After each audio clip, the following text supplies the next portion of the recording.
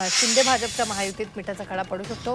सायन प्रतीक्षानगरच्या प्रभाग 173 मधील उमेदवारानं भाजपचा नकली एबी फॉर्म जोडल्याची शक्यता वर्तवली जाते। ही सगळ्यात मोठी बातमी आपण आत्ताच्या क्षणाची पाहतोय। भाजपच्या शिल्पा केळुसकरांचा नकली एबी फॉर्म समोर आलाय। भाजपकडूनच निवडणूक आयोगात तक्रार दाखल करण्यात आलेली आहे। मोठी बातमी आपण आत्ताच्या क्षणाची पाहतोय।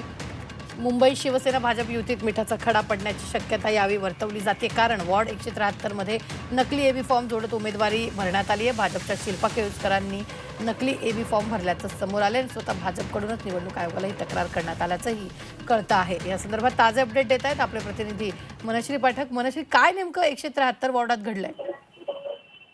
सायन प्रतीक्षा नगरमध्ये प्रभाग क्रमांक 173 आहे, ज्या ठिकाणी खरं तर महायुतीमधली ही जागा शिंदेच्या उमेदवाराला सोडण्याचं ठरवलेलं होतं। त्या पद्धतीने त्या ठिकाणचे स्थानिक माजी नगरसेवक रामदास कांबळे यांच्या पत्नीला ही जागा सुटलेली होती आणि त्यांनी देखील उमेदवारी अर्ज दाखल केलाय। मात्र आता भाजपच्या दत्ता केळुसकर यांच्या पत्नी शिल्पा केळुसकर यांनी भाजपचा नकली एबी फॉर्म जोडलाय का असा प्रश्न निर्माण होतोय, कारण अशी तक्रार खुद्द मुंबई भाजपचे अध्यक्ष अमित साटम यांनीच निवडणूक आयोगाकडे केलेली आहे। खरं तर भाजपच्या दत्ता केळुसकर यांच्या पत्नीला म्हणजे शिल्पा केळुसकर, कारण ही जागा महिला आरक्षित आहे, त्यामुळे त्यांना ही उमेदवारी मिळावी याकरता दत्ता केळुसकर अतिशय आग्रही होते।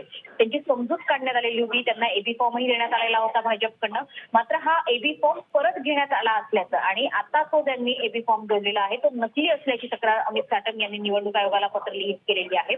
महायुतीत ही जागा जेव्हा शिंदेच्या शिवसेनेला सुटली त्यावेळेस या ठिकाणी रामदास कांबळे यांच्या पत्नी पूजा कांबळे यांना शिंदेच्या शिवसेनेतून उमेदवारी देण्यात आलेली आहे। त्यांची उमेदवारी देखील आहे आणि या पद्धतीची तक्रार दत्ता केळुसकर यांच्या पत्नीच्या उमेदवारीची तक्रार आता निवडणूक आयोगाकडे आहे। मात्र हा फॉर्म आता पात्र ठरतोय की अपात्र ठरतोय याकडे सर्वांनी पाहणं निश्चित। धन्यवाद मनश्री ताजे अपडेट देण्यासाठी। आम्ही वेळोवेळी तुमच्याकडून या संदर्भातले ताजे अपडेट घेत राहणार आहोत।